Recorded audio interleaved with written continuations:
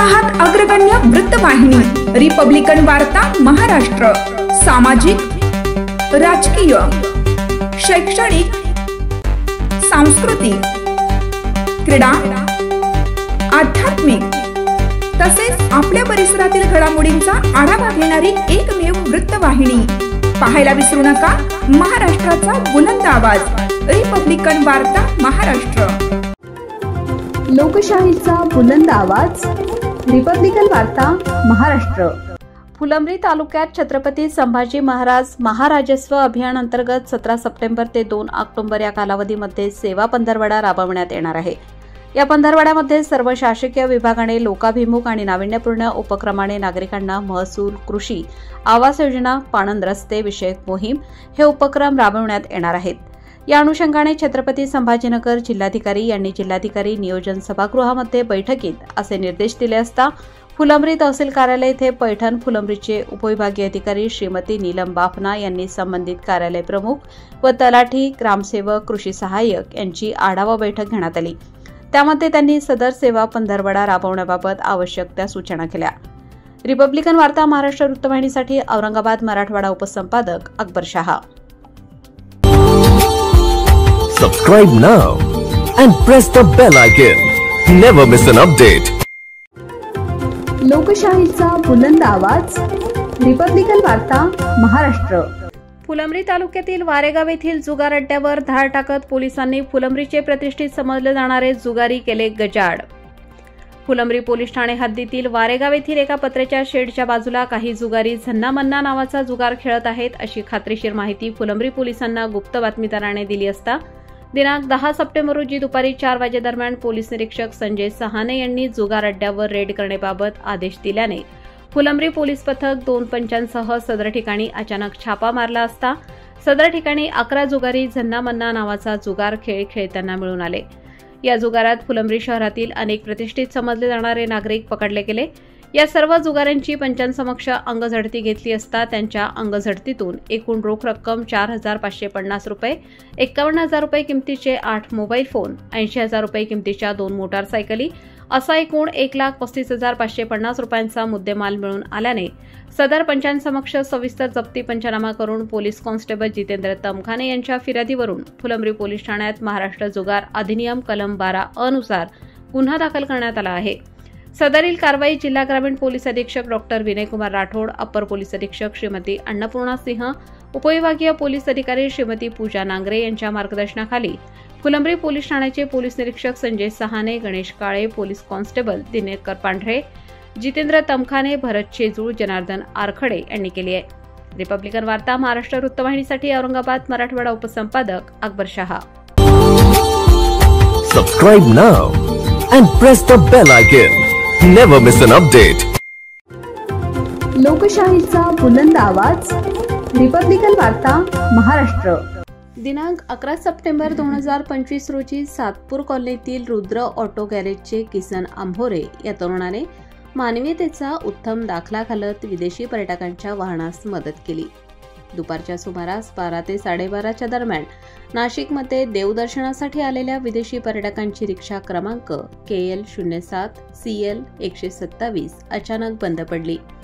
ही घटना घडताच किसन आंभोरे यांनी स्वतःचे काम बाजूला ठेवून घटनास्थळी धाव घेतली। त्यांनी रिक्षा दुरुस्त करून पर्यटकांना विनामूल्य मदत केली। पर्यटकांनी त्यांचे मनपूर्वक आभार मानले आणि पुढील प्रवास सुरळीतपणे सुरू केला। किसन आंभोरे यांनी या प्रसंगी संदेश दिला की विदेशी किंवा देशी पर्यटकांची वाहन बिघडल्यास सर्वांनी तात्काळ मदतीला धावून जावे हे आपले कर्तव्य आहे। नागरिक व रिक्षा चालकातूनही किसन आंभोरे यांच्या मदतीची प्रशंसा होत आहे। ते नेहमीच रिक्षा चालक किंवा गरजू वाहनधारकांच्या अडचणीत धावून जात असल्याचे बोलले जाते। आपण आता नाशिकमध्ये परदेशातून आलेले एक व्यक्ती त्या लोकांना आपण मदतीचा हात केला। तर आपण नाशिकमध्ये कोणत्या ठिकाणी गॅरेज आपलं? सातपूर कॉलनी। आपलं रिक्षा चालकांसाठी आपलं काय हे काय असणार आहे? आपलं कायम मदत राहते। दादा आपण किती वर्षापासून येता इथे? 35 वर्ष। आपला अनुभव कसा आहे? चांगला आहे। मी संदीप माळोकर, मी महाराष्ट्र नवनिर्माण सेनेचे उपविभागाध्यक्ष सिडको नाशिक. आता आमचे मित्र किसन आप्पा आंबोरे हे फिटर असताना आम्हाला रिक्षा चालवताना काही प्रॉब्लेम आला किंवा कुठं आम्ही अडचणीत सापडलो तर हे आप्पाजी पुढं आमच्यासाठी धावत पळत येत आमचा प्रॉब्लेम सॉल्व करतात. आता थोड्या वेळातच परदेशी पाहुणे आले होते आपल्याकडं. त्यांची मदत करण्यासाठी आप्पा सगळं काम सोडून पहिले त्यांना पुण्याला जायचं होतं तर त्यांची मदत केली आप्पांनी आणि ते एवढे खुश झाले तर त्यांनी आमचे सगळ्यांचे आभार मानले आणि पुढच्या प्रवासासाठी ते नाशिकवरून पुण्याला रवाना झाले. तर पुढचा त्यांचा प्रवास कुठं असणार आहे? त्यांचा प्रवास आता नाशिकवरून पुण्याला. पुण्यावरून कुठं जाणार आहे? लंडन किंवा केरळला जाणार. केरळला. रिपब्लिकन वार्तासाठी नाशिक शहर प्रतिनिधी विवेक बनकर, Nashik. Subscribe now and press the bell icon. Never miss an update. लोकशाहीचा बुलंद आवाज, रिपब्लिकन वार्ता महाराष्ट्र. बीड जिल्ह्यामध्ये आम आदमी पार्टीच्या निदर्शनास आले आहे की बीड जिल्ह्यात महात्मा गांधी राष्ट्रीय ग्रामीण रोजगार हमी योजने नरेगा अंतर्गत राबविण्यात येणाऱ्या विविध योजनांमध्ये उदाहरणार्थ विहीर, वृक्षारोपण, फळबाग, तलाव, गाय गोठा, कांदा चाळ, रस्ते, नाले, ब्लॉक इत्यादी मोठ्या प्रमाणावर अनियमितता व भ्रष्टाचार होत असल्याच्या तक्रारी संबंधित नागरिकांकडून प्राप्त झाल्या आहेत. विशेषतः बीड तालुक्यातील वरवटी, चराटा, अंजनवती, लिंबा गणेश तसेच वडवणी तालुक्यातील काही गावांमध्ये संबंधित कामांमध्ये लाभार्थ्यांना लाच न देता कोणतेही काम मिळत नाही अशी परिस्थिती आहे. शिवाय अनेक लाभार्थ्यांना काम झाले असतानाही त्यांच्या पेमेंटमध्ये विलंब केला जातो.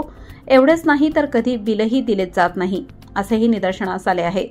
सदर प्रकार अत्यंत गंभीर असून यामुळे शासनाच्या विश्वासार्हतेवर व जनतेच्या अपेक्षांवर परिणाम होत आहे. त्यामुळे आपण कृपया या प्रकरणी तातडीने चौकशी लावून दोषींवर कडक कारवाई करावी.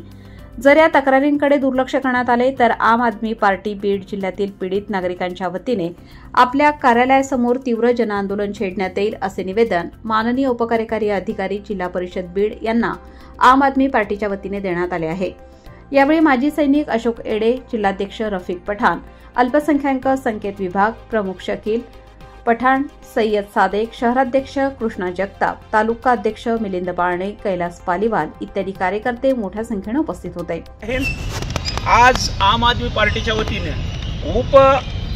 मुख्य कार्यकारी अधिकारी जिल्हा परिषद बीड यांना पत्र देण्यात आलं आहे की बीड जिल्ह्यामध्ये चालत असणाऱ्या नरेगामधील योजना ह्या सर्व भ्रष्टाचाराची भेट चढत आहेत आणि ज्या शेतकऱ्यांची कामं झाली आहेत त्यांना पैसे भेटत नाहीत. जोपर्यंत तुमचे अधिकारी किंवा त्यातील सामील असलेले कर्मचारी जोपर्यंत चिरीमिरी घेत नाहीत तोपर्यंत त्यांची फाईल देखील हलवत नाही. अशा अधिकाऱ्यांवर व कर्मचाऱ्यांवर या दोषी असणाऱ्यावर चौकशी करून कारवाई केली पाहिजे. विहिरी असतील, तळे असतील, पुन्हा रेड ब्लॉक असतील, नाली असेल, अशी जी कामं होतात ते सर्व भ्रष्टाचाराची भेट चलत आहेत. योग्य ते चौकशी करून कारवाई झाली पाहिजे. अन्यथा येणाऱ्या काळामध्ये या भागातील ज्या नागरिकांचे पैसे भेटले नाहीत, ज्या शेतकऱ्यांचे पैसे भेटले नाहीत, अशा शेतकऱ्यांना एकत्र करून आपल्या जिल्हा परिषदेच्या कार्यालयासमोर मोठे जन आंदोलन उभा करेल अशी आम आदमी पार्टी आज तुम्हाला सूचना देत आहे. यावरती कारवाई झाली नाही तर येणाऱ्या काळामध्ये ही सर्वस्व जबाबदारी ही आपली प्रशासनाची असेल. जय हिंद, जय महाराष्ट्र. बाबासाहेब मनेरे, रिपब्लिकन वार्ता, बीड जिल्हा प्रतिनिधी. Subscribe now and press the bell icon. Never miss an update. लोकशाहीचा बुलंद आवाज, रिपब्लिकन वार्ता महाराष्ट्र. फुलंब्री न्यायालयात दिनांक 13 सप्टेंबर रोजी राष्ट्रीय लोक अदालतचे आयोजन करण्यात आले आहे. जर एखादी गोष्ट संवादाने सुटणार असेल तर वादाची गरज काय?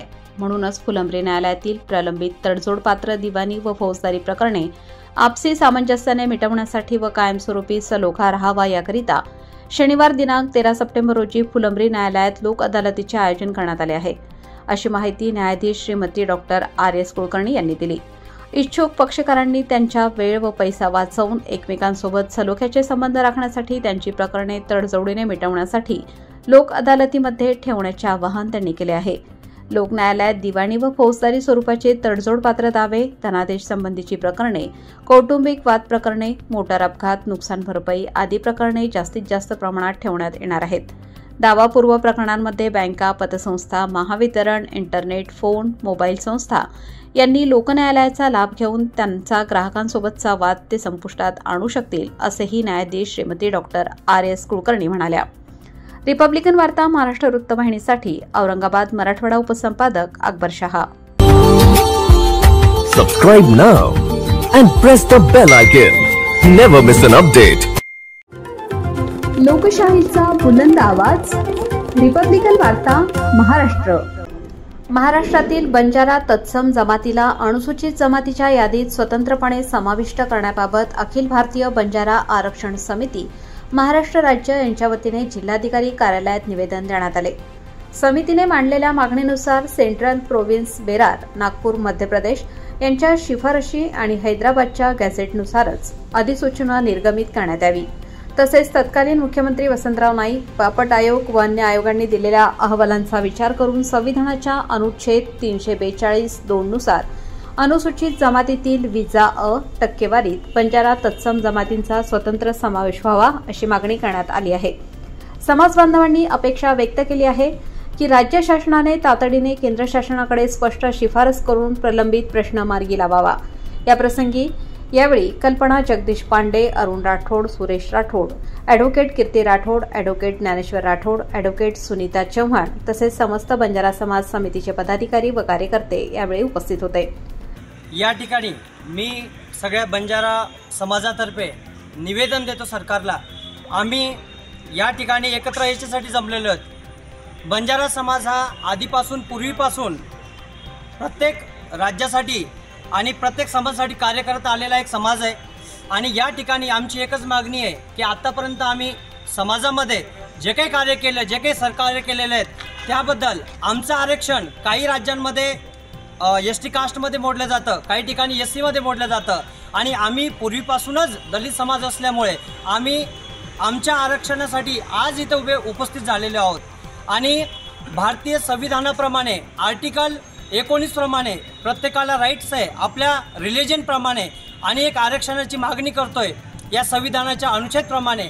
तर आमची एकच विनंती आहे सरकारला की आमचं आरक्षण समाजातर्फे आम्हालाही ST कास्टमध्ये मोडण्यात यावं. आमच्या आरक्षणमध्ये आम्ही कोणत्याही आरक्षणाला हात न लावता आम्ही फक्त आमच्या हक्कासाठी आज इथे उपस्थित झालेलो आहोत. प्रत्येक ठिकाणी रास्ता रोको, कधी आंदोलन, कधी काही कार्यक्रम लिहिले जाय. आपण नाशिकेमध्ये सारी समस्त बंजारांना આપણો મતભેદ ન સારી વિસરતાને આપણે સમાજેર સારી એકત્ર મોરચા કાઢે છે. આપણે એ મોરચા ઈશું आज आपण सांजेर शासकीय विश्रामगृह आढावा बैठक लेमेले जा सारी होत आपण सारी आज सांज 5-5:30 वाजे जमा येणो आणि 18 तारीखे આપણે नाशिकेमध्ये मोर्चार भव्य दिव्य तयारी करવાનો. आणि आब जर न जागे तो कनाईच जागे आळे कोण भाई. आब आपण एकच प्रत्येक वेळेस सारी समाज कचा आब आपण कह रो हम भी आया लाके थी आणि बाकी समाज भी देखिया बाकी थी. आब कोणी तो कनाई कोणी एकदम समाजे सारू मैं भी आ रहा हूँ, तुम भी आओ. सारी जय सेवालाल. नमस्कार, मी गोर लमाण बंजारा कल्पना जगदीश पांडे, कल्पना गुलाबसिंग चव्हाण. आज आम्ही इथे समस्त गोर बंजारा बांधवाचे महिला आणि पुरुष समस्त समाज इथे जमलेला आहे. आज पूर्ण राज्यभर, देशभर हैदराबाद गॅझेटप्रमाणे बंजारा समाजाचा ॲक्च्युली 1920च्या काळामध्येच तो STमध्ये समावेश झालेला आहे. ब्रिटिशांनी खूप प्रकारे त्रास दिलेला आहे या बंजारा समाजाला. त्यांनी बंजारा समाज हा लदणी करून करून बैल आणि घोड्यांवर प्रत्येक प्रकारचा व्यापार करून प्रत्येक समाजाला सर्व गोष्टी व्यापाराच्या माध्यमातून पुरवत होता. परंतु ह्या बंजारा समाजाची ही कामगिरी ब्रिटिशांना देखील फावली नाही. मग ब्रिटिशांनी यांना कसं कमी पाडायचं, कसा यांना त्रास द्यायचा, म्हणून यांची लदणी थांबवण्यासाठी त्यांनी रेल्वे सुरू केली 1853ला. असो तो पाठीमागचा इतिहास आहे. पण आज काळाची गरज वेगळी आहे. आम्हाला कोणाचंही आरक्षण न तोडता हैदराबाद गॅझेटप्रमाणे गोर लमाण बंजारा ह्या जातीचा समावेश STमध्ये व्हावं आणि आमचं आरक्षण जे आहे ते ह्या महाराष्ट्र सरकारने केंद्र सरकारबरोबर विचारविनिमय करून संगनमत करून ह्या समाजाला आज काळाची गरज आहे न्याय देण्याची। तर आम्ही सर्व आमच्याच न्याय हक्कासाठी एकत्र जमलेलो आहोत। कोणाचाही न्याय आम्हाला हक्क हिसकावून घेण्याचा अजिबात रस नाही, जेणेकरून आम्ही तर संपूर्ण दलित, आदिवासी, भटके, तृतीयपंथी, मुस्लिम, शीख, ईसाई या सर्वांसाठी काम करणारी आज आमची ही संघटना आहे। पण आज आम्ही केवळ फक्त बंजारा समाजाचं ST मध्ये आरक्षण व्हावं असं आम्ही शासनाला, मुख्यमंत्री असतील, प्रधानमंत्री असतील यांनी त्वरित याच्यावर जसं आरक्षण यांनी द्यायची सुरुवात केली आहे ते ST मध्ये आम्हाला आरक्षण मिळावं हे आमचं आज नम्र निवेदन आहे। तेच निवेदन आम्ही आज कलेक्टर साहेबांना द्यायला इथे आलेलो आहोत। धन्यवाद। जय हिंद, जय महाराष्ट्र, जय बंजारा, बंजारा समाज की जय सेवालाल, सामकी याडी की गोर लमाण बंजारा की। रिपब्लिकन वार्ता महाराष्ट्र न्यूजसाठी विशेष प्रतिनिधी आनंदा भाडे, Nashik. Subscribe now and press the bell icon. Never miss an update. लोकशाहीचा बुलंद आवाज, रिपब्लिकन वार्ता महाराष्ट्र।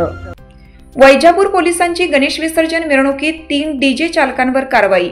जिल्ह्यात कायद्याचे उल्लंघन करून DJ वाजवणाऱ्यांची गय केली जाणार नाही। पोलीस अधीक्षक छत्रपती संभाजीनगर ग्रामीण पोलीस अधीक्षक डॉक्टर विनयकुमार राठोड यांच्या आवाहनाला जिल्ह्यातील गणेश मंडळांनी उत्स्फूर्त प्रतिसाद देत यावर्षी DJ साऊंड सिस्टीम व लेझर मुक्ती श्री गणेश मूर्ती विसर्जन मोहीम राबवण्यात जिल्हा पोलिसांना यश आलं आहे। परंतु वैजापूर शहरातील दंडनायक गणेश मंडळ अध्यक्ष प्रथमेश गुलाब पवार, DJ धारक शुभम इंद्रसेन भोसले, राहणार डेपो रोड वैजापूर याचा DJ वाहन क्रमांक MS17 T2762, हिंदू राष्ट्र प्रतिष्ठान गणेश मंडळ अध्यक्ष कैवल्य नंदलाल टेके, DJ धारक प्रसाद भगवान सोमवंशी, राहणार म्हस्की तालुका वैजापूर याचा DJ वाहन क्रमांक MS14 AZ 3599, शान ए गणेश मंडळ धरणग्रस्त नगर तालुका वैजापूर, DJ धारक तुषार राजेंद्र धीवर, राहणार पद्मपुरा छत्रपती संभाजीनगर याचा DJ क्रमांक MH20 AT 9039 या तिन्ही गणेश मंडळांचे पदाधिकारी यांनी मोठ्या क्षमतेने ध्वनी यंत्रणेचा वापर करताना मिळून आले असता यांच्या विरुद्ध पर्यावरण संरक्षण कायदा 1986च्या अंतर्गत ध्वनी प्रदूषण तरतुदीनुसार त्याच्या सुधारित नियमन व नियंत्रण अधिनियम 2000 नुसार कारवाई करण्यात आली आहे। यापुढे सुद्धा असा गुन्हा करणाऱ्यांची गय केली जाणार नाही असे पोलीस अधीक्षक डॉक्टर विनयकुमार राठोड यांनी सूचना दिल्या। नमूद कारवाई पोलीस अधीक्षक doctor Vinaykumar Rathod, upper police अधीक्षक अन्नपूर्णा सिंह मॅडम, उपविभागीय पोलीस अधिकारी वैजापूर भागवत फुंदे यांच्या मार्गदर्शनाखाली वैजापूर पोलीस निरीक्षक सत्यजित ताईतवाले, पोलीस उपनिरीक्षक एकनाथ नागरगोजे, पोलीस रवींद्र साळवे, योगेश झालटे, कुलदीप नरवडे, प्रशांत गीते, नवनाथ निकम, ज्ञानेश्वर मेटे, सचिन रत्नपारखे, रणजित चव्हाण, अजित नाचन यांनी केली आहे। रिपब्लिकन वार्ता Maharashtra वृत्तवाहिनीसाठी Aurangabad Marathwada उपसंपादक Akbar Shah. Subscribe now and press the bell icon. Never miss an update. लोकशाहीचा बुलंद आवाज, रिपब्लिकन वार्ता महाराष्ट्र। फुलंब्री पोलिसांची पोखरी शिवारातील जुगार अड्ड्यावर धाड, 2.5 लाखाचा मुद्देमाल जप्त, तालुक्यातील अवैध धंदेवाल्यांचे धाबे दणाणले। फुलंब्री पोलिसांची पोखरी शिवारातील जुगार अड्ड्यावर धाड टाकल्यामुळे तालुक्यातील अवैध धंदेवाल्यांचे धाबे दणाणले आहेत। तालुक्यातील पोखरी शिवारात फुलंब्री पोलिसांनी दिनांक 10 सप्टेंबर रोजी एका जुगार अड्ड्यावर धाड टाकत जन्ना मन्ना नावाचा जुगार खेळ खेळणारे 6 आरोपींवर कारवाई करत 4,320 रुपये रोख, 60,000 रुपये किमतीची 6 मोबाईल फोन, 4 मोटरसायकल असा एकूण 2,44,320 रुपयांचा मुद्देमाल 2 पंचासमक्ष जप्त करून 6 आरोपींविरुद्ध police head constable Kailas Rathod यांच्या फिर्यादीवरून फुलंब्री पोलीस ठाण्यात कलम 12A महाराष्ट्र जुगार कायद्याप्रमाणे गुन्हा दाखल करण्यात आला। सदरची कारवाई जिल्हा ग्रामीण पोलीस अधीक्षक डॉक्टर विनयकुमार राठोड, अपर पोलीस अधीक्षक अन्नपूर्णा सिंह मॅडम, पोलीस उपाधीक्षक पूजा नांगरे यांच्या मार्गदर्शनाखाली फुलंब्री पोलीस ठाण्याचे पोलीस निरीक्षक Sanjay Sahane, police head constable Kailas Rathod, Narke Gaikwad यांनी केली। रिपब्लिकन वार्ता Maharashtra वृत्तवाहिनीसाठी Aurangabad Marathwada उपसंपादक Akbar Shah. Subscribe now and press the bell icon. Never miss an update. लोकशाहीचा बुलंद आवाज, रिपब्लिकन वार्ता महाराष्ट्र. छत्रपती संभाजीनगर जिल्ह्यातून जात असलेल्या समृद्धी महामार्गावर ठेकेदाराने निष्काळजीपणे पुलाच्या दुरुस्तीकरिता लावलेल्या नोझलवरून वाहने गेल्याने टायर पंक्चर झाली. मात्र कोणीतरी रोडवर खीळ ठोकल्याची अफवा पसरली. हिंदू हृदयसम्राट बाळासाहेब ठाकरे महाराष्ट्र समृद्धी महामार्गावर साखळी क्रमांक 442-460 वरील मुंबई मार्गिकेवर पहिल्या व दुसऱ्या लेनमध्ये साधारण 15 मीटर लांबीमध्ये सूक्ष्म तडे आढळल्याने देखभाल व दुरुस्ती अंतर्गत तडे भरण्याचे काम करण्यासाठी अॅल्युमिनियमचे नोझल्स लावण्यात आले होते व त्या ठिकाणी सुरक्षा बॅरिकेड्स लावण्यात आले होते. मात्र कोणीतरी वाहनाने ते बॅरिकेड्स बाजूला गेल्याने अनेक वाहनांची टायर पंक्चर झाली. हा प्रकार काही वाहनधारकांनी सोशल मीडियावर व्हायरल केल्याने एकच अफवा पसरली की कोणीतरी खिळे ठोकले. या प्रकरणावर महाराष्ट्र राज्य रस्ते विकास महामंडळ शिबीर कार्यालय छत्रपती संभाजीनगर मुख्य अभियंता व अधीक्षक अभियंता यांनी सदरील कंत्राटदारावर निष्काळजीपणे काम केले म्हणून दंडात्मक कार्यवाही करत असल्याचे पत्र काढण्यात आले व छत्रपती संभाजीनगरचे पोलीस उपायुक्त प्रशांत स्वामी तसेच पोलीस प्रशासनातर्फे खिळे ठोकल्याची अफवा पसरवू नये असे सांगण्यात आले. आज या महामार्गावर समृद्धी महामार्गावर आहे तर जे संपूर्ण किल्ले मारून टाकलेल्या रोडवर 4 गाड्या पंक्चर झालेल्या आहेत आणि MSRDCला हे अधिकाऱ्याला कळायला पाहिजे की मग किती गाड्या फास्ट येतात 120 या स्पीडने आणि किती गाड्या पुढे येतं जे पंक्चर झालेले आहे. तर माझी प्रशासनाला हे विनंती आहे की असं कुठेही काम करताना बॅरिकेड टाकून संपूर्ण ह्याचं जे डायव्हर्शन काढून ह्याच्या गाड्याला जायला वाट ठेवावी. बरेच गाड्या पंक्चर झाले, किती ऍक्सिडेंट होतं वाटले. पुढच्या लोकांनी पंक्चर झालेल्या गाड्या मागा थांबविले म्हणून मागचे लोक वाचले, नाही तर भरपूर ऍक्सिडेंट झाले असते. इथं हे बघा, हे खिळे हे लावलेले आहे सगळे. हे बघा, हे खिळे संपूर्ण किडे लावलेले आहेत. आता हे जरा घातपात झाला आणि कोणाचा जर ऍक्सिडेंट झाला तर याची जबाबदारी कोणावर राहील हे माझी विनंती आहे. माननीय एकनाथ शिंदे साहेब, उपमुख्यमंत्री देवाभाऊ आणि अजितदादा पवार यांना की हे असं काम करताना डायव्हर्शन काढून बॅरिकेड लावूनच पुढचं काम करावं, अन्यथा मोठा अनर्थ इथं झाला असता. खूप मोठा अनर्थ झाला असता इथे. आता किती जण सांगणार आम्ही, सांगा ना. म्हणजे आता त्या गाड्या पंक्चर असता याला ते बिचारे अगर थांबले नसते तिथे किती गाड्या आमच्याच गाड्या पंक्चर झाल्या, आम्ही थांबले. हो, बरं झालं तुमच्या गाड्या पंक्चर, तुम्ही मागच्या लोकांना थांबवला, वर चढले असते. नमस्कार, मी प्रशांत स्वामी, पोलीस उपायुक्त छत्रपती संभाजीनगर. रात्री समृद्धी महामार्गावर खिळे असल्याबाबतचा एक व्हिडिओ सोशल मीडियावरती व्हायरल झाला होता. तर त्याच्या अनुषंगानं वस्तुस्थिती अशा प्रकारे आहे की समृद्धी महामार्गावरती 54 किलोमीटरचा जो पॅच आहे त्याच्या मेंटेनन्सचं काम मेगा इंजिनिअरिंग इन्फ्रास्ट्रक्चर लिमिटेड या कंपनीला दिलेलं आहे. ती कंपनी त्या समृद्धी महामार्गाच्या रोड मेंटेनन्सचं काम करते. तर त्या ठिकाणी जो VEP ब्रिज आहे, व्हेकल अंडरपास, तर त्या ब्रिजवरती तो रोड स्ट्रेंथनिंगचं काम सुरू होतं. काम सुरू असताना त्या ठिकाणी इंजेक्टेबल नोझल्स बसवले जातात. त्या नोझल्सद्वारे केमिकल त्याच्यामध्ये इंजेक्ट केलं जातं किंवा सोडलं जातं. या प्रोसिजरसाठी 24 तासाचा वेळ लागतो. काल सकाळी ते नोझल्स बसवलेले होते आणि आज सकाळी ते काढण्यात आलेले आहेत. समृद्धी महामार्गावरती लेन नंबर 1 वरती हे काम चालू होतं, साधारणतः 15 फूट अंतरापर्यंत. लेन नंबर 2 आणि 3 या दोन्ही लेन सुरू होत्या आणि ज्या लेनवरती काम चालू होतं त्या ठिकाणी बॅरिकेटिंग करण्यात आलेलं होतं. परंतु रात्री कुठल्या तरी वाहनामुळे ते बॅरिकेड तोडल्या गेलं आणि त्याच्या पाठीमागून आलेल्या 2-3 व्हेकल्स हे त्या नोझल्स वरून गेल्यामुळे त्या पंक्चर झाल्या होत्या. परंतु त्या ठिकाणी कुठल्याही प्रकारचे खिळे लावले होते किंवा अशा प्रकारची कुठलीही घटना त्या ठिकाणी घडलेली नाही. ज्यावेळी घटना घडली त्यावेळी तात्काळ HSPचे आणि दौलताबाद पोलीस स्टेशनचे पोलीस त्या ठिकाणी पोहोचलेले होते. मी सर्व नागरिकांना आवाहन करेल की कोणत्याही प्रकारच्या अफवांवरती विश्वास ठेवू नये. यापुढेही मेगा इंजिनिअरिंग इन्फ्रास्ट्रक्चर लिमिटेड ही जी कंपनी आहे जी रोड मेंटेनन्सचं काम करते समृद्धी महामार्गाचं, ते मेंटेनन्सचं काम चालू असताना पूर्णरित्या बॅरिकेड्स, रिफ्लेक्टर्स हे त्या ठिकाणी लावून त्याचं काम केलं जाईल. याबाबत पोलीस प्रशासन दक्षता घेईल. धन्यवाद. सांगाल हा प्रकार घडला होता? समृद्धी महामार्गावरती खिळे असल्याबाबतचा जो व्हिडिओ रात्री व्हायरल झाला होता, तर त्या अनुषंगाने मी सांगू इच्छितो की समृद्धी महामार्गावरचा 54 किलोमीटरचा जो पॅच आहे त्याच्या मेंटेनन्सचं काम चालू होतं आणि ज्या ठिकाणी हा प्रकार घडलेला आहे तर त्या ठिकाणी मेंटेनन्सचं काम चालू असताना म्हणजे जवळपास मागच्या 8 दिवसापासून हे काम चालू आहे. लेन नंबर 1 वरती काम चालू आहे, लेन नंबर 2 आणि 3 ह्या सुरू होत्या. लेन नंबर 1चं काम चालू असताना त्याला प्रॉपर व्यवस्थित बॅरिकेटिंग सुद्धा केलेलं होतं आणि हे काम करत असताना जे इंजेक्टेबल नोझल्स असतात तर ते त्याच्यामध्ये बसून त्याच्यामध्ये केमिकल सोडलं जातं जेणेकरून ब्रिजची स्ट्रेंथनिंग होते. ते काम चालू होतं आणि ते काल सकाळी लावलं होतं आणि आज सकाळी ते काढलं गेलेलं आहे. जवळपास 24 तासाची ही प्रोसिजर आहे. अशा प्रकारचे कुठलेही खेळ लावण्यात आलेले आहेत किंवा काही हे सगळी अशा प्रकार कुठलाही घडलेला नाही. आणि ज्यावेळेस रात्री बॅरिकेड्स त्या ठिकाणी लावले होते कुठल्या तरी एका अज्ञात व्हेकलनं ते बॅरिकेड्स तोडले गेलेले आहेत. त्यामुळे जे 2-3 व्हेकल्स आले ते पंक्चर झालेले आहेत. ज्यावेळेस घटना घडली त्यावेळेस HSPचे पोलीस आणि दौलताबाद पोलीस स्टेशनचे पोलीस तात्काळ घटनास्थळी या ठिकाणी पोहोचलेले आहेत. मी सर्व नागरिकांना आवाहन करू इच्छितो की कुठल्याही अफवांवरती विश्वास ठेवू नये.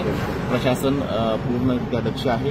जे यापुढेही जे काही मेंटेनन्सचे कामं केले जातील त्या प्रत्येक वेळेस प्रॉपर बॅरिकेटिंग रिफ्लेक्टर्स लावून कामं केली जातील याची आम्ही पूर्ण दक्षता घेत आहोत. आता कुठलाही धोका नाही महामार्गावर? नाही, मेंटेनन्सचं काम आजही ते नोझल्स काढलेले आहेत. वाहतूक पूर्णरित्या व्यवस्थित सुरू आहे. थँक्यू. रिपब्लिकन वार्ता वृत्तवाहिनीसाठी Aurangabad Marathwada उपसंपादक Akbar Shah. Subscribe now and press the bell icon. Never miss an update. लोकशाहीचा बुलंद आवाज रिपब्लिकन वार्ता महाराष्ट्र. राज्यातील माध्यम प्रतिनिधींच्या समस्या सोडवण्यासाठी शासनाकडे पाठपुरावा करण्यात येईल अशी माहिती महाराष्ट्र राज्य अधिक कृती समितीचे अध्यक्ष यदू जोशी यांनी कार्यशाळेत दिली. नाशिक विभागीय आदी स्वीकृती समिती माहिती आणि जनसंपर्क महासंचालनालय अधीनस्थ जिल्हा माहिती कार्यालय नाशिक आणि HPT कला ROIK विज्ञान महाविद्यालय नाशिक यांच्या संयुक्त विद्यमाने HPT महाविद्यालयाच्या कुसुमाग्रज सभागृहात विकास पत्रकारिता कार्यशाळेचे आयोजन करण्यात आले होते. यावेळी पत्रकार हा एक समाजाचा घटक असून यामध्ये पत्रकारिता आणि छायाचित्रकार यांना शासनाच्या वतीने काही सवलती असून त्या नियमांच्या अधीन पूर्ण केल्यास ज्येष्ठ पत्रकारास मानधन योजना आणि इतर सुविधा या लागू असून त्यासाठी जिल्ह्यातील पत्रकार बांधवांना अधिक माहिती देण्यासाठी या पत्रकार कार्यशाळेचे आयोजन करण्यात आले होते. याप्रसंगी जनसंपर्क महासंचालनालयाचे संचालक हेमराज बागुल, राज्य अधिकृती समितीचे सदस्य प्रकाश कुलथे, नाशिक विभागीय आदेशिक कृती समितीचे अध्यक्ष सुधीर लंके, नाशिक विभागाचे उपसंचालक डॉक्टर किरण मोघे, महाविद्यालयाचे प्राचार्य डॉक्टर विजय प्रसाद अवस्थी, उपप्राचार्य डॉक्टर प्रणव रत्नपारखे, डॉक्टर प्रशांत देशपांडे, विभागीय आदेश कृती समितीचे सदस्य विजय सिंह होलम, चंदन पूजाधिकारी अभिजित कुलकर्णी, किरण लोखंडे, जिल्हा माहिती अधिकारी विलास कोडके, 9 न्यूजचे संचालक अशोक कुटे यांच्यासह इलेक्ट्रॉनिक, प्रिंट, सोशल मीडिया आणि पत्रकारिता अभ्यासक्रमाचे विद्यार्थी, विद्यार्थिनी, कॅमेरामन, फोटोग्राफर मोठ्या संख्येने उपस्थित होते. रिपब्लिकन वार्ता महाराष्ट्र न्यूजसाठी विशेष प्रतिनिधी आनंदा भाडे, Nashik. Subscribe now and press the bell icon. Never miss an update. लोकशाहीचा बुलंद आवाज रिपब्लिकन वार्ता महाराष्ट्र. बंजारा समाज व इतर कोणत्याही जातीचा समावेश अनुसूचित जमाती प्रवर्गात करण्यात येऊ नये. आदिवासी समाज बांधवांचे पुसद उपविभागीय अधिकारी यांच्यामार्फत महाराष्ट्राचे राज्यपाल यांना निवेदन देण्यात आले आहे. यवतमाळ जिल्ह्यातील आदिवासी समाज बांधवांच्या वतीने आपणास शासनास कळवण्यास येते की महाराष्ट्रातील बंजारा समाजाच्या काही संघटना व नेत्यांकडून हैदराबाद गॅझेटचा आधार घेऊन बंजारा समाजाचा अनुचित जमाती प्रवर्गात समावेश करण्याची मागणी केली जात आहे. ही मागणी असंवैधानिक असून महाराष्ट्रातील मूळ आदिवासी समाजाच्या हितांवर गंभीर परिणाम करणारी आहे. बंजारा समाज हा विद्यमान स्थितीत VJ प्रवर्गात 3.0% आरक्षणाचा लाभ घेत असूनही अनुसूचित जमाती प्रवर्गात समाविष्ट होण्याचा प्रयत्न करीत आहे. हा प्रयत्न बेकायदेशीर असून महाराष्ट्रातील मूळ 45 जमातींवर गंभीर अन्याय करणारा आहे. केवळ बंजारा समाज नव्हे तर भविष्यात धनगर समाज किंवा इतर अनुसूचित जमाती प्रवर्गात समावेश करण्यास आमचा तीव्र विरोध राहणार असून अनुसूचित जमाती हा स्वतंत्र प्रवर्ग असल्यामुळे केवळ आदिवासी जमातीचा व समावेश असावा मूळ आदिवासी समाजाच्या हक्कांचे व आरक्षणाचे रक्षण करण्यासाठी शासनाने ठोस उपाययोजना कराव्यात, अन्यथा आदिवासी समाज घटनात्मक मार्गाने तीव्र आंदोलन करेल. उद्भवणाऱ्या परिस्थितीत शासन जबाबदार राहील असा इशाराही निवेदनातून देण्यात आला आहे. यावेळी सुरेश धनवे, गजानन उघडे, पांडुरंग व्यवहारे, देवीदास ठाकुरे, सुरेश सेडा, विद्यार्थी आंदोलक आतिश वाघमारे, नारायण कराळे, नाना बेले, संदीप आढाव, ज्ञानेश्वर साडे, भाऊराव सांडवकर, ॲडव्होकेट रामदास फडंगे, युवक विद्यार्थी इत्यादींसह आदिवासी समाज मोठ्या संख्येने उपस्थित होता. राज्यपाल महोदयाला आहे की यदा कदाचित भविष्यात चुकूनही जर या सरकारनं जर बंजारा समाजाला अनुसूचित जमातीचं आरक्षण देण्याचा प्रयत्न केला तर फार मोठं आंदोलन महाराष्ट्रावर आदिवासी समाज करेल आणि मग पुढे होणाऱ्या जे यवतमाळ जिल्हा आज 9 सप्टेंबर 2025 रोजी आदिवासीमध्ये जे बंजारा समाज घुसखोरीचा प्रयत्न करत आहे त्या संदर्भाने SDO साहेबांच्या अंतर्गत निवेदन देण्यात येत आहे आणि घटनेच्या कलम 13 नुसार बाबासाहेब आंबेडकरांनी घटनेमध्ये नमूद केलेलं आहे की 1950च्या अगोदरचे कायदे रद्दबादल करण्यात येतील आणि हा जो हैदराबाद गॅझेट आहे हे 1950च्या अगोदरचाच आहे आणि घटनेच्या कलम 13 नुसार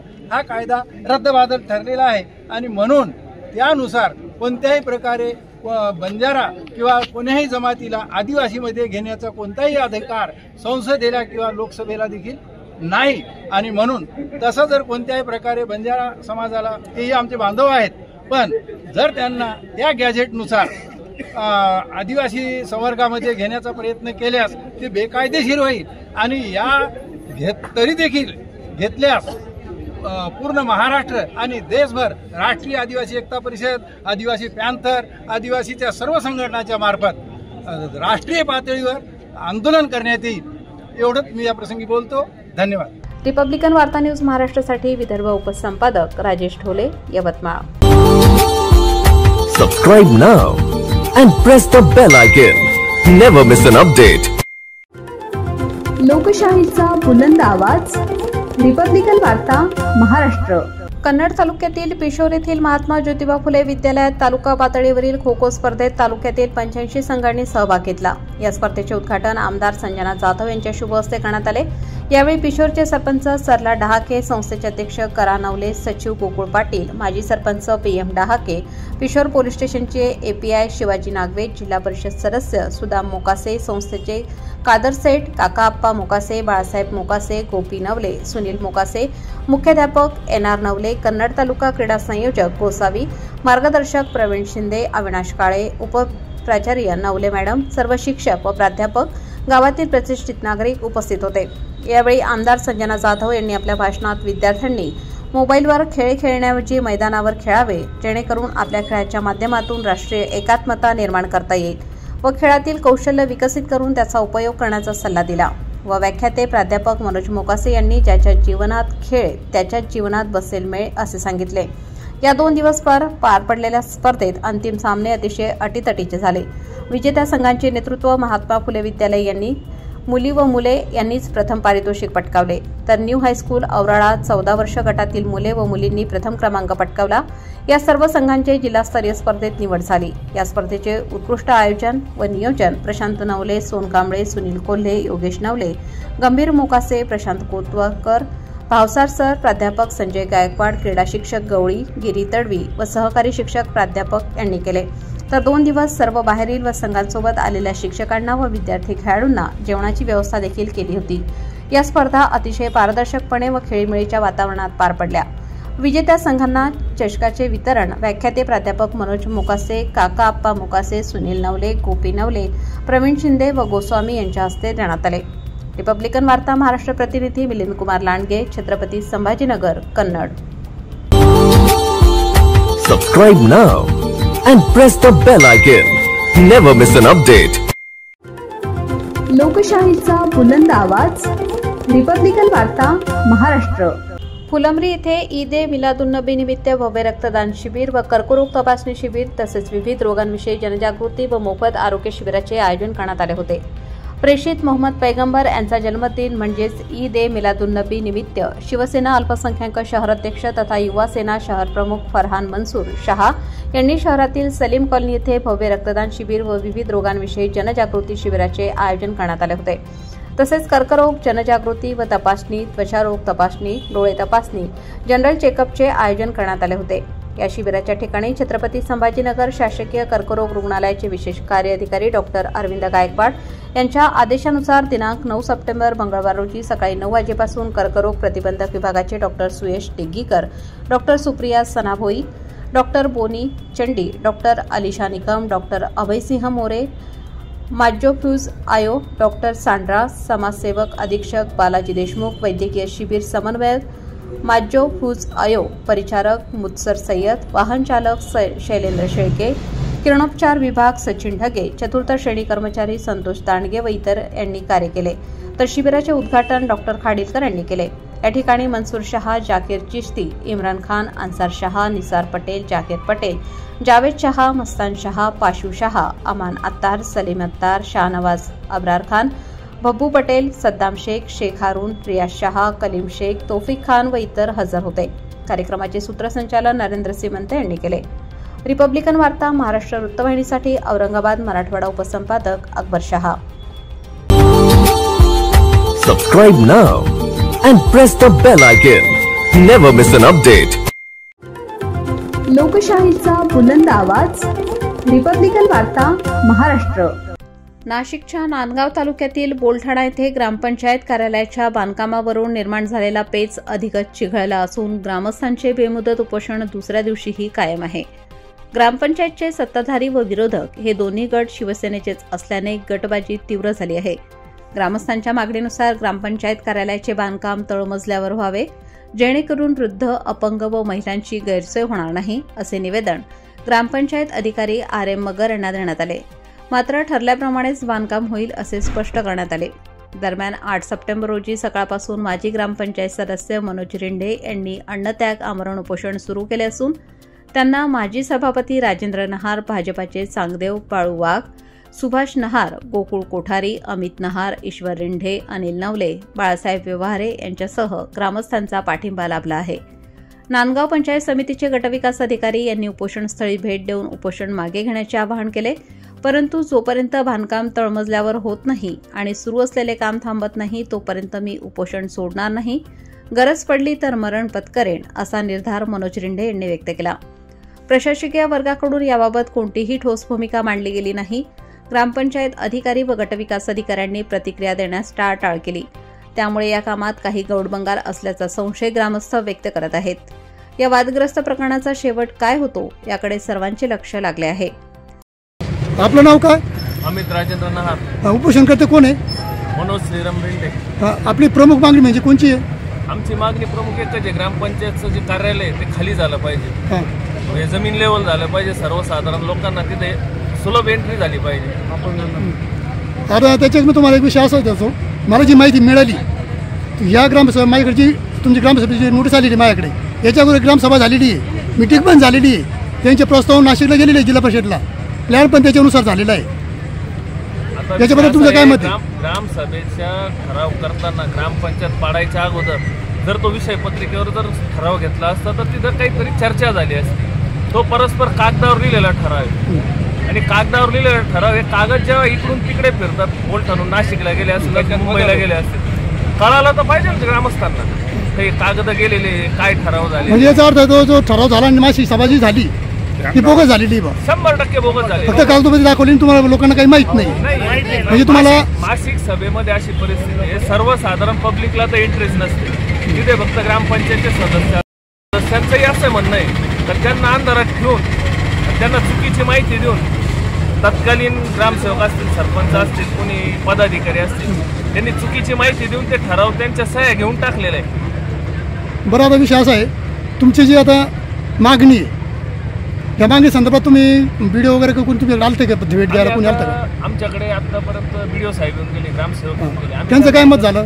त्यांनी काय सांगितलं तुम्हाला? त्यांचं म्हणणं आहे हे कायद्याच्या चौकटीत आम्ही त्याच्या बाहेर काम नाही करू शकत। आता परिस्थिती अशी 1 कोटी रुपयाचं काम झालं, यांचे सगळे टक्केवारी राहतात, सगळ्या टक्केवारीसाठी आमचा एकदम सरळ सरळ आरोप काय ती सत्य परिस्थिती सगळ्याला माहिती। बरोबर, त्यामुळे ते उपोषण करण्याची बाजू। बरोबर, याच्यामध्ये मुद्दा एकच आहे, आता समजा तुमचा हे जो ग्रामसभा झालेली तुमच्यावली ही माझ्याकडे जी नकल आलेली त्या 1.5 वर्ष उरेल तिला, बरोबर, पण त्याची अंमलबजावणी ग्रामपंचायतीने केली नाही, याचा अर्थ असा होतो. तिने जर अंमलबजावणी केली असती. 26 जानेवारी 2024ला ग्रामसभा झाली. ग्रामसभेमध्ये स्पष्ट ठरलं की ग्रामपंचायत कार्यालय हे खाली तळमजल्यावर घेण्यात यावं. तुम्ही गाळे करावरती काय करा तो प्रश्न वेगळा आहे. ग्रामपंचायतकडे पैसे शिल्लक असले ग्रामपंचायत काही बांधू शकते.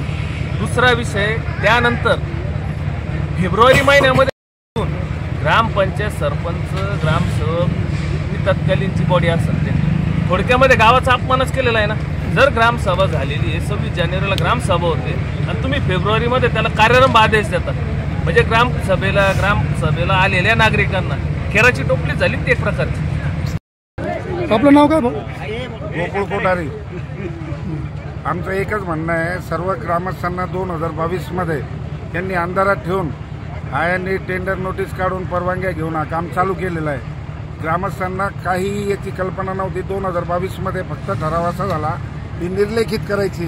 त्याच्यानंतर त्यांनी खाली काय लाईनी वाढवल्या ते पब्लिकला माहिती नाही. नंतर 2024मध्ये आत्ता BDO साहेब आले होते, मी त्यांना म्हटलं 2024मध्ये हा जो ठराव झाला, मग यांनी तो ठराव का बरं मंजूर केला? खाली ग्रामपंचायत करायची नव्हती, त्यांनी तो ठराव मंजूर का केला? या प्रश्नावर सर्वजण बसलेले. इथं अपंग जवळजवळ 70-80 लोक आहे, वृद्ध लोक इथं जवळजवळ 400-500 आहे. यांना वरती जाणं शक्य नाही, तर सर्वांच्या हिशोबानं ग्रामपंचायत खाली करण्यात यावी ही सगळ्या ग्रामस्थातर्फे मी मागणी करतो. व्यापारी असोसिएशनतर्फे बी मी हीच मागणी करतो. मनोज श्रीराम पिंडे. तुम्ही कोण पदावर आहे का? मी पदावर नाही, मी ग्रामस्थ आहे. 26 जानेवारी 2024 रोजी जी ग्रामसभा झाली त्या ग्रामसभेत असं ठरलं की ग्रामपंचायत कार्यालय खाली झालं पाहिजे.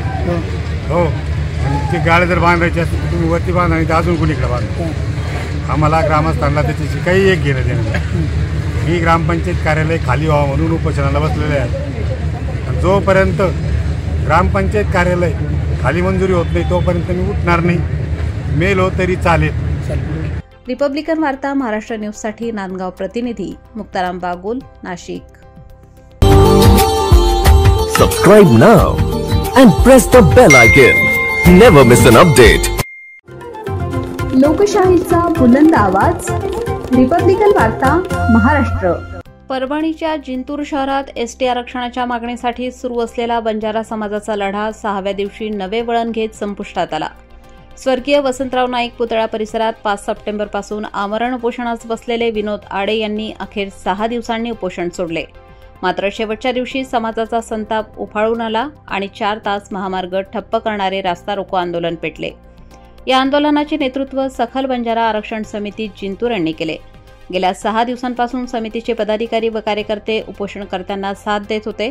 परिणामी समाजात एकजूट निर्माण झाली आणि चळवळीला वेग मिळाला. तेलंगणा, आंध्र प्रदेश, कर्नाटकसह महाराष्ट्रातील विविध जिल्ह्यातून हजारो बंजारा बांधवांनी जिंतूर गाठले होते. महिलांनी पारंपरिक वेशभूषेत, तरुणांनी ढोलताशांच्या गजरात दिलेल्या घोषणा यामुळे शहर दणाणून गेले.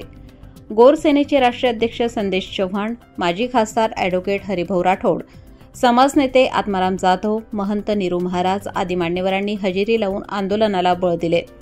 या आंदोलनादरम्यान 2 रुग्णवाहिका अडवल्या गेल्या असल्या तरी आंदोलनकर्त्यांनी शिस्तबद्धता दाखवत तात्काळ रस्ता मोकळा केला. दरम्यान उपोषणकर्ते विनोद आडे यांची प्रकृती खालावल्याने उपविभागीय अधिकारी शैलेश लाहोटी, तहसीलदार राजेश सरवदे यांच्या उपस्थितीत मध्यस्थी झाली. खासदार संजय बंडू जाधव यांनी उपोषणकर्त्यांची भेट घेऊन पाठिंब्याचे पत्र दिले आणि संसदेत बंजारा समाजाच्या आरक्षणाचा मुद्दा उपस्थित करण्याचे आश्वासन दिले. यावेळी उपोषण सोडताना आडे यांनी जाहीर केले की हा लढा माझा नाही तर भारतातील तमाम बंजारा बांधवांचा आहे. ही फक्त सुरुवात आहे. प्रत्येक तांड्यातून लढा उभा करून मुंबई दिल्लीपर्यंत चळवळ नेऊया. या आंदोलनात प्रसंगी सहाय्यक पोलीस अधीक्षक जीवन बेनीवाल आणि पोलीस निरीक्षक गजेंद्र सरोदे यांच्या मार्गदर्शनाखाली पोलिसांनी चोख पोलीस बंदोबस्त ठेवत परिस्थिती नियंत्रणात आणली. अखेर उपोषण संपले असले तरी जिंतुरातून बंजारा समाजाच्या लढ्याने नव्या उमेदीने राज्यभरात बिगुल फुंकला आहे. नमस्कार, मी शैलेश लाहोटी, SDM सेलू, माननीय जिल्हाधिकारी परभणी यांच्या वतीनं येथे उपस्थित आहे. सन्माननीय विनोदजी आडे यांचं मागील 6 दिवसापासून उपोषण चालू आहे, त्याची दखल प्रशासनाने घेतलेली आहे. आज मी त्यांना विनंती करतो की त्यांनी त्यांचं उपोषण मागं घ्यावं, प्रशासनाला सहकार्य करावं आणि त्यांच्या निवेदनाची प्रत आपण शासनाला पाठवलेली आहे आणि शासन स्तरावर देखील कार्यवाही चालू आहे। तरी माझी त्यांना आणि समाज बांधवांना विनंती आहे की आपण उपोषण मागे घ्यावं। कालच याबाबत मंत्री महोदय देखील त्यांची चर्चा वरिष्ठ पातळीवर झालेली आहे। जिल्हाधिकारी परभणी सरांनी देखील आपल्या तीव्र भावना या शासनाला कळवलेल्या आहेत। त्यामुळे आपण माझी प्रशासनाकडनं आपल्यास नम्र विनंती आहे की आपण हे चालू असलेलं उपोषण मागे घ्यावं, प्रशासनाला सहकार्य करावं। जय हिंद। माझी समाजातले लोक आहेत, लोकांची भावना हे खूप महत्वाची असतात माझ्यासाठी। राहिल्या गोष्ट प्रशासनाच्या जे माझी मित्र आहेत ते त्यांना बोललेलं आहे जेवढं बिघडते माहिती बघून घेते। आता हे सुरू झालेली आहे।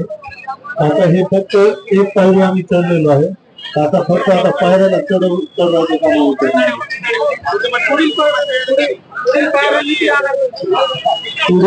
आता पहिली गोष्ट तर समाज आमचं हे झालेलं आहे। सर्व आमचे नेते मंडळी समाजाचे जे संघटक अधिकारी आहेत त्यांच्याशी आम्ही भेट घेणार आहोत आणि कशा प्रकारे आमच्या समाजाला न्याय भेटेल याची आम्ही तयारी करणार आहोत। राज्यभर नाही, भारतभर करणार आहे। आता मराठांनी मुंबई जाम केली होती तर आम्ही मुंबई आणि दिल्ली जाम करायची तयारी करणार आहोत।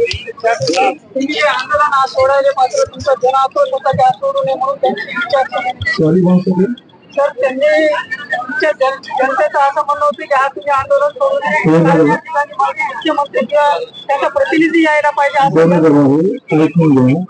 सर्वात पहिले एक समाजसेवकाला समाज महत्वाचा असतो। पहिले मी माझ्या सर्व समाजांना विचारलं, त्याच्यानंतरच हा उपोषण केला आहे। जर समाज म्हणलं असतं की सोडायचं नाही तर सोडलं नसतं। आणि काही लोकांना वाटतंय की मी स्वतःसाठी करतोय, सरकार वगैरे करत नाही टिप्पणी चालू आहे। मी सरकारला एक विनंती करतो, मुख्यमंत्री साहेब आणि प्रधानमंत्री साहेब आपणास एक विनंती आहे, जर तुम्हाला वाटत असेल मी स्वतःसाठी करत आहे तर तुम्ही फक्त एसटी प्रवर्गात आमच्या समाजाला जागा दे। मी सर्वांसमोर लाईव्ह जर सुसाईड नाही केलं तर माझ्या मागे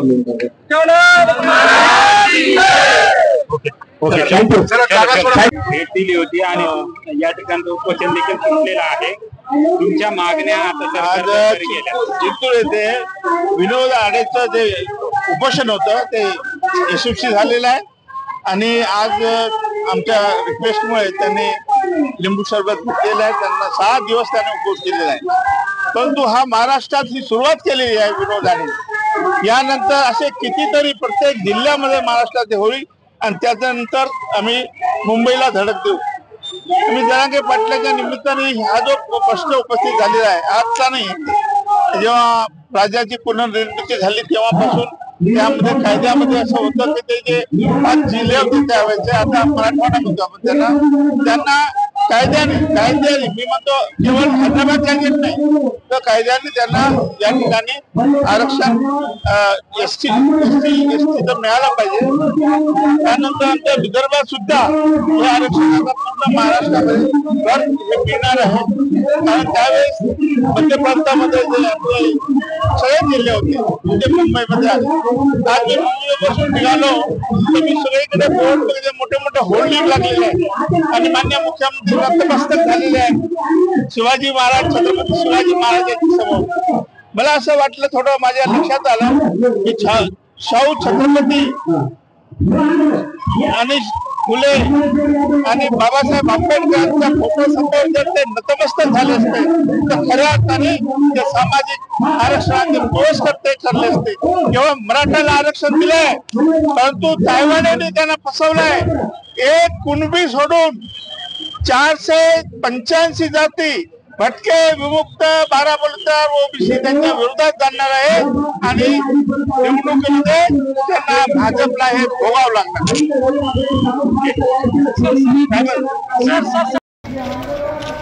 बंजारा समाजाचा एक युवक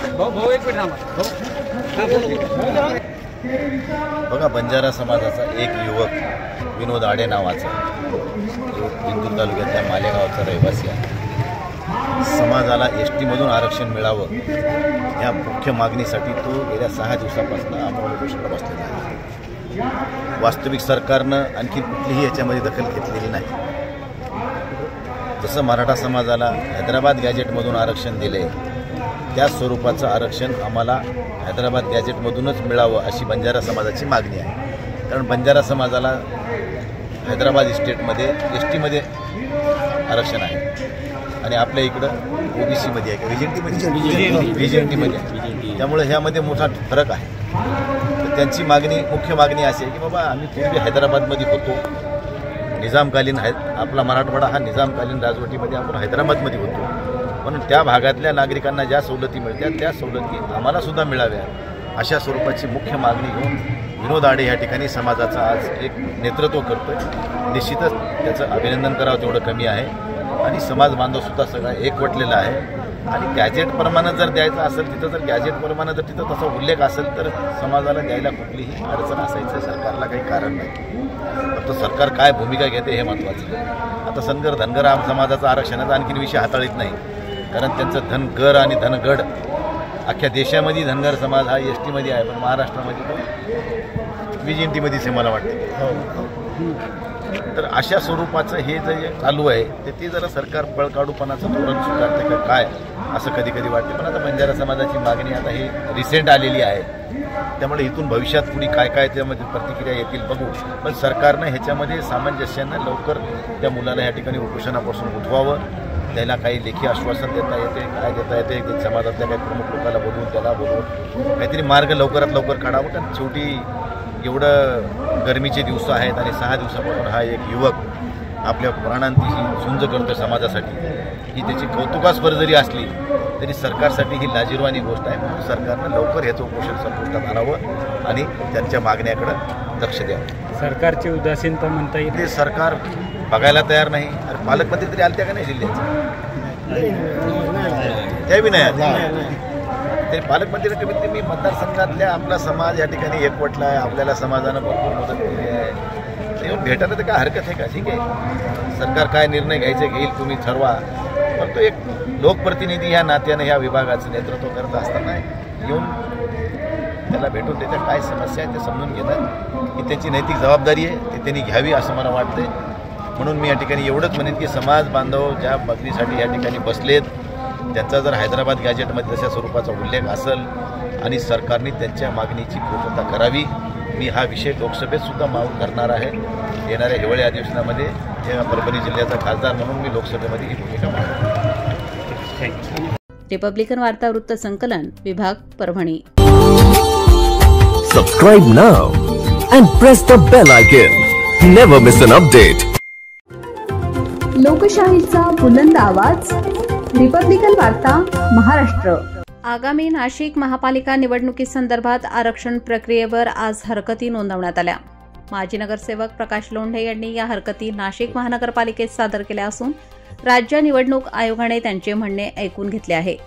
लोंढे यांनी केलेल्या हरकतीनुसार आरक्षण प्रक्रियेत काही गंभीर त्रुटी झाल्या आहेत. कॉलनी क्षेत्रातील इमारतींची विभागणी करता येते, मात्र स्लम एरियाची विभागणी करणे शक्य नसतानाही स्वारबाबा नगर या झोपडपट्टी भागाला महात्मा नगरमध्ये जोडण्यात आले आहे. तसेच गौतम नगर हा भाग चुकीच्या पद्धतीने मध्य नाशिकमध्ये समाविष्ट करण्यात आला आहे, अशी हरकत यावेळी घेण्यात आली. लोकसंख्येच्या उतरत्या क्रमाने आरक्षण करणे बंधनकारक असतानाही त्याची अंमलबजावणी झाली नाही, असा आरोप लोंढे यांनी केलाय. त्यामुळे नागरिकांना मतदानापासून वंचित राहावे लागू नये, तसेच त्यांना मूलभूत सुविधा आणि आपले न्याय अधिकार मिळावेत यासाठी ही हरकत घेण्यात आल्याचे त्यांनी स्पष्ट केले. आज हरकतीचा शेवटचा दिवस होता. नेमका तुमच्या काय हरकती होत्या आणि काय म्हणणं त्यांनी ऐकून घेतलं की काय परिस्थिती? निश्चित हा निवडणूक माननीय राज्य निवडणूक आयोगाचा जो महत्त्वाचा टप्पा असतो तो हा टप्पा आहे आणि त्यामुळे आम्हाला खात्री वाटली की आमचं जे म्हणणं आहे ते ऐकून घेतलेलं आहे, आम्ही लेखी पण दिलेलं आहे. आमची जी हरकत होती ही पहिली हरकत अशी होती की आरक्षणाबाबत हरकत आहे, तो परत आम्हाला आरक्षणाची संधी मिळणारच आहे हरकत घ्यायला. परंतु आम्ही सलग 2 भाग होते की कोणत्याही कायद्यामध्ये तुम्हाला कॉलनी एरिया असेल, तुम्हाला एखादं प्रॉपर गाव असेल, तुम्हाला एखादं शहर असेल, त्याची तुम्हाला मताच्या बिल्डिंगसुद्धा तुम्हाला विभागणी करता येते, पण स्लम विभागाची तुम्हाला विभागणी करताच येत नाही. कारण तुम्ही बघा आता काही ठिकाणी 50-55 हजार लोकसंख्या आहे तर काही ठिकाणी 40-45 आहे, कारण तुम्ही विभागणी करता येत नाही. पण असं घडलंय की 1991 मध्ये ज्या स्लम घोषित झाल्या नियमाप्रमाणे त्यामध्ये गौतमनगर स्वारबाबानगर हा जो पट्टा आहे हा स्लम घोषित पट्टा आहे. मग त्यामध्ये जर मोठा रस्ता असता तर बात वेगळी, नॅशनल हायवे असता तर बात अजिबात काही नाही. काही असलेला पाऊलवाटा, नंदिनी मार्गाला असलेले पाणवठे ते आम्ही आमच्या दृष्टिकोनातून डेव्हलपमेंट केले, चांगले रस्ते केले, म्हणजे तो भाग मोठा झाला असं नाही. आणि तो गौतमनगरचा भाग म्हणजे साधारण 1500 ते 2000 लोकसंख्या म्हणतोय मी. ती लोकसंख्या ही शेजारच्या महात्मानगर एरियाला वर्ग केल्या नाही. 2 तोटे होतात. पहिला मुद्दा, नागरी सुविधापासून लोक वंचित राहतात. दुसरा मुद्दा की गौतमनगरचा मतदानाचा जो भाग आहे तो 125 पश्चिम विधानसभा मतदारसंघ असताना तो मध्य 124 मध्ये का जोडला गेलाय. लोकशाही गणराज्यामध्ये तुम्हाला कोणत्याही मतदाराला दुसऱ्या मतदारसंघामध्ये वर्ग करताच येत नाही. ते लोक 200-300 मीटर अंतरावर जाणार नाहीत. ते गेल्या वर्षी मतदानापासून वंचित राहिले. मग ते आमदारकीला, खासदारकीला असेल की नगरसेवकाला, आणि तो अधिकार नाही तुम्हाला कोणाला वंचित ठेवण्यासाठी. म्हणून एका बाजूला मतदान, एका बाजूला नागरी सुविधासाठी तो मतदारसंघ तिथंच असावा, ही पहिली हरकत होती. दुसरी हरकत आहे की तुम्हाला माननीय राज्य निवडणूक आयोगाने असं संकेत दिले, स्पष्ट संकेत आहे की लोकसंख्येच्या उतरत्या क्रमानेच तुम्हाला आरक्षण टाकावं लागणार आहे. पण तसं नाही घडलं. वार्ड क्रमांक 11 मध्ये तसं घडलं नाही. उतरत्या क्रमाने आरक्षण टाकलं नाही. दुसरा मुद्दा आहे, माझा मुद्दा स्पष्ट आहे की 122 नगरसेवकामध्ये 31 प्रभाग, 29 हे 4चे आहेत, तर 2 हे 3चे असताना ओबीसी मध्ये आरक्षण 31 आहे. तुम्हाला नियमाप्रमाणे तुम्ही काही उलटापालट करू शकत नाही. तुम्हाला नियमाप्रमाणे 31च्या 31 प्रभागामध्ये प्रथमतः ओबीसी टाकणे, लेडीज नंतरचा मुद्दा. 31 टाकणे, त्यापैकी 2 बाजूला राहतात. अनुसूचित जाती म्हणजे SC हे 18 आहेत. अनुसूचित जमाती म्हणजे SC ह्या 9 आहेत. राहिलेल्या 2 आहेत. हे 29च आहेत ना. मग तुम्हाला एका प्रभागामध्ये 3-3 आरक्षण टाकायचं काय कारण आहे? त्याचा पुढचा टप्पा असेल तो अजिबात टप्पा नाही. दुसरा टप्पा एकच आहे. तुम्हाला एका वर्गात ओबीसी पहिलं तुम्ही दिलेला आहे, नियमाप्रमाणे दिलेलाच आहे, तो द्यावाच लागणार कंपल्सरी. मग दुसरा टप्पा काय आहे? ती हे 29 पैकी 31 वार्ड आहे, अजून 2 मुक्त राहतात. बघा 31 प्रभाग आहेत, 2 मुक्त राहतात अजून, आणि 29च बाकी आहेत. म्हणजे 18 SC, 9 SC ST आणि 2 यापैकी राहिलेले 33 पदले. मग तुम्हाला एका वार्डामध्ये एक तर ओबीसी SC येतं किंवा ओबीसी ST येतं. मग एका वार्डात 3-3 येतच नाही. मग हा कुठंतरी हा चुकीनं किंवा खोडसळपणानं की कळत नकळत झालेली चूक आहे. अपवाद वगळता ह्या चुका दुरुस्त कराव्यात, ह्या रास्त मागणीसाठी आम्ही शिवसेना, भाजप, काँग्रेस, राष्ट्रवादी नव्हे, सर्वांनी नागरिक म्हणून आम्ही त्या हरकती घेतल्यात. पहिला मुद्दा, नागरिकाला मतदान पासून वंचित राहता कामा नये. दुसरा मुद्दा, नागरिक सुधारपासून वंचित राहता कामा नये. तर तिसरा मुद्दा, आपला न्याय अधिकार मिळण्यासाठी ते आरक्षण मिळावे. ह्या मुद्द्यामध्ये आमचं म्हणणं ऐकून घेतलेलं आहे आणि लेखी पण आम्ही दिले. त्यामुळे आपलं प्रसार माध्यमाचं सुद्धा मनापासून अभिनंदन, आभार. Okay, thank you, welcome. रिपब्लिकन वार्ता महाराष्ट्र न्यूजसाठी विशेष प्रतिनिधी आनंद आभाडे, Nashik. Subscribe now and press the bell icon. Never miss an update. लोकशाहीचा बुलंद आवाज, रिपब्लिकन वार्ता महाराष्ट्र. नाशिक शहराच्या मनपा हद्दीमधील रस्ते अधिकाऱ्यांच्या डोळेझाकपणामुळे लुप्त होत चालले असून सर्वत्र केवळ खड्डेच खड्डे बघायला मिळत आहे. ड्रीम कॅस्टल सिग्नल ते मखमालाबाद गाव परिसर तसेच आतील कॉलनी रस्त्यांची अक्षरशः चाळण झालेली असून सदरील खड्ड्यांमुळे नागरिकांना पाठीचा, मणक्यांचा त्रास जाणवत असून अपघातात देखील वाढ होत आहे. सदरील ठिकाणचे खड्डे बुजवणे कमी. मनपाने 3 ते 4 वेळेस टेंडर काढले असून आधी डांबराने खड्डे बुजवण्यासाठी काढलेले काम अद्याप पूर्ण झालेले नाही. तोवर लगेच JCBने खड्डे बुजवण्याचे कॉन्ट्रॅक्ट दिले. मात्र रस्त्यावर JCB मटेरियलच्या ऐवजी माती मिश्रित मुरुम टाकून खड्डे बुजवण्यात येत आहेत. पुन्हा पाऊस झाल्यास सदरील खड्डे पुन्हा पडतील. तरी सदरील कामाची पाहणी करण्यात येऊन चौकशी व्हायला हवी. हनुमानवाडी कॉर्नर ते मखमालाबाद गाव हा रस्ता त्वरित डांबरीकरणाऐवजी काँक्रिटीकरण करण्यात यावा, अन्यथा रस्ता रोको करण्याचा इशारा राष्ट्रवादी काँग्रेस पार्टी ओबीसी सेलचे जिल्हाध्यक्ष ॲडव्होकेट सुरेश आव्हाड यांनी दिला. आपण बघतो की नाशिक शहराची बकाल अवस्था झालेली आहे. सर्वत्र खड्डेमय असा रस्ता झालेला आहे. आपण जर बघितलं असेल ड्रीम कॅस्टल ते मक्कोला हा जो गावाचा जो रस्ता आहे, या पावसाळ्यामध्ये सुमारे 3दा त्यांनी टेंडर काढलं आणि 3 दिवस खड्डे बुजवण्यासाठी त्यांनी प्रयत्न केले. मागे डांबर टाकलं, परंतु ते डांबरही वाहून गेलं. त्याच्या आधी JSBने जे मटेरियलनी खड्डे भरण्यास सांगितले, कधी मुरमाने खड्डे भरण्यास सांगितले. आता जर बघितलं असेल तर पुन्हा रिटेंडरिंग करून काहीतरी ह्या महानगरपालिकेचे अधिकारी, कर्मचारी, कंत्राटदार यांचे केवळ खिसे गरम करण्यासाठी त्यांनी JSB मटेरियलच्या ऐवजी इथे JSBचं काम दिलं आणि त्याच्याऐवजी आपण जर बघितलं असेल तर इथं या भागामध्ये केवळ आणि केवळ मुरुम आणून टाकण्याचं काम त्यांनी लावलेलं आहे. आणि मुरुम टाकत असताना त्याच्यामध्ये संपूर्ण मातीच आहे.